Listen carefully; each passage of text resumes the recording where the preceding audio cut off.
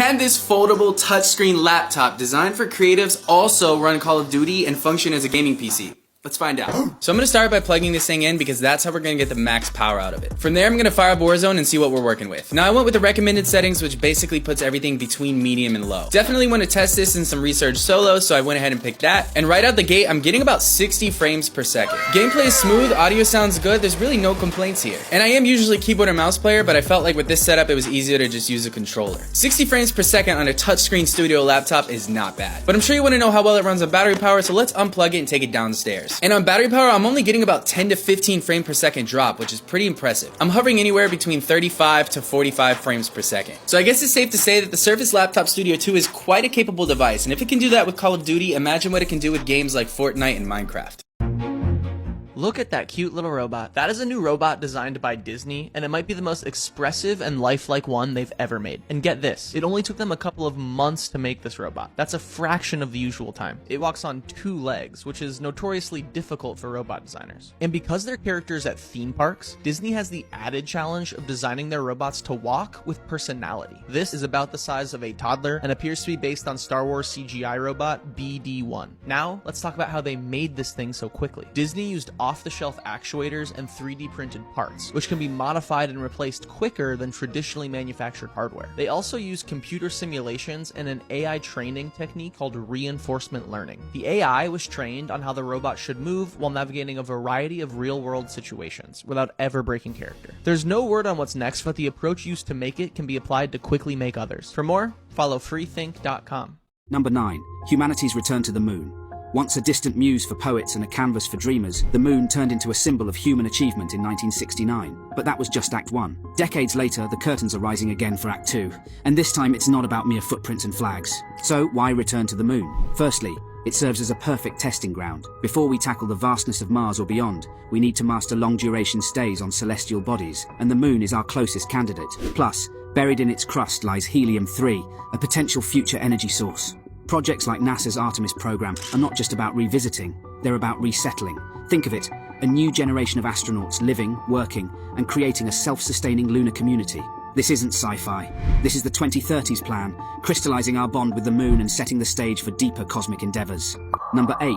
Space tourism. Have you ever dreamed of floating amongst the cosmos, feeling the profound silence of space while gazing at our blue planet from afar? That experience, once reserved for a select few astronauts, is about to be within your grasp. As children, we often stare at the night sky, imagining ourselves among those glittering stars.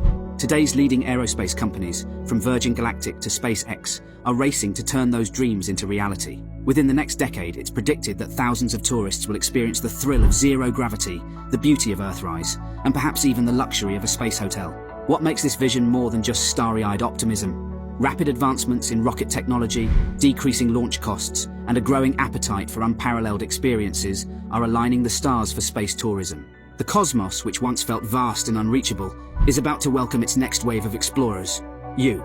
So this right here is a countdown to my death. And to some people that could be morbid, but to me, it's not. You see, life is a very fickle thing, and every day, the clock ticks. We don't know when it's gonna end. This is just a calculated estimate, but at the end of the day, it could be next week, it could be next month, it could be in 30 years. So to me, this is a beautiful reminder to live every single day to the fullest because time's ticking.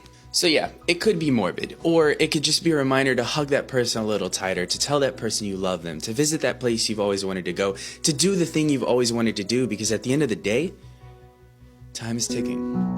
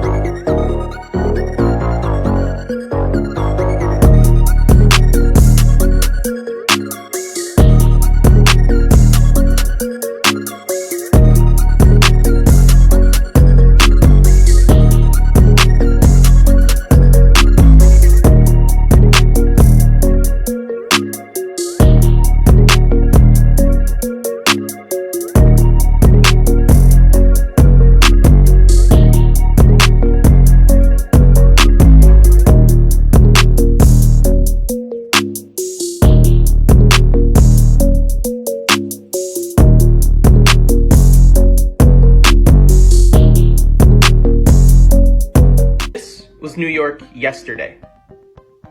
And here's some footage from Canada, where more than 3.8 million acres have burned. That's larger than the state of Maryland. Smoke from that wildfire reached the Northeast earlier this week and sent the air quality index in New York to over 400. As the destruction from wildfires continues to trend upwards in North America, some companies are looking towards tech to help fight the growing climate crisis. Companies like Pano are using AI to detect wildfires in their earliest stages. Using ultra-high definition cameras, all kinds of field sensors, and satellite data, Pano AI can detect fires from the earliest signs of smoke and alert first response teams. Tech like this massively reduces response times, saving forests, property, and lives. AI fire detection programs have already been adopted in states like California, Nevada, Oregon, and Colorado. As of this recording, over 75 million people across the US are under hazardous air quality alerts. And in Canada, over 120,000 people have been evacuated from their homes. With wider adoption of this tech, hopefully outcomes like this can be prevented.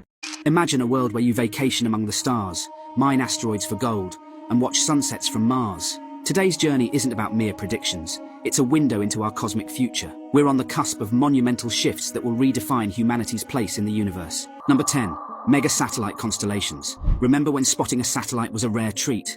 Those days are fading fast. Picture the night sky in 2033, not just speckled with stars, but shimmering with a man-made constellation. Companies like SpaceX's Starlink are aiming to transform our celestial worldview. But why? 3 words: global, internet, coverage. In an era where connectivity dictates power and opportunity, these projects are racing to weave an intricate web of satellites. The goal? Bringing the digital revolution to every nook and cranny of our planet. Remote villages, nomadic tribes, researchers in icy expanses, all potentially online and interconnected. However, it's not without controversy. As these stars multiply, astronomers raise concerns over night sky pollution and space debris. But the prospect of an interconnected globe might just outweigh the celestial aesthetic. It's a delicate balance between progress and preservation, a theme recurrent in our cosmic journey.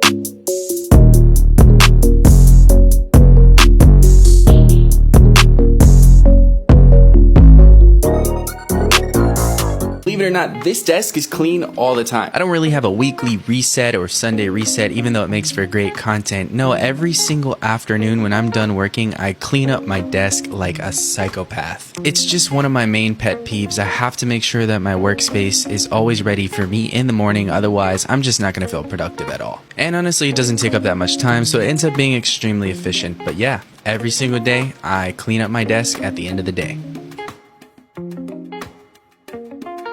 Check out this feature on the Apple Vision Pro. Basically, if you're using the headset to FaceTime, the device creates a super realistic avatar of your face to display to everyone else. Apple's calling this new feature Persona, and it's made possible by the new Vision OS operating system on the headset. Here's how it works. During the initial setup of your device, the front sensors use an advanced encoder-decoder neural network to create your persona. Basically, just a really good scan of your face. These avatars seem to be pretty visually accurate and react in real time to match your movements. Another image you've probably seen is this. When using the Vision Pro in AR mode, a digital projection of your eyes are shown on the front display. When you turn the dial to full VR, your eyes get obscured with a blurred image. That's a pretty bold design choice from Apple. So yeah, what do you think? Is that creepy? Cool? Let us know.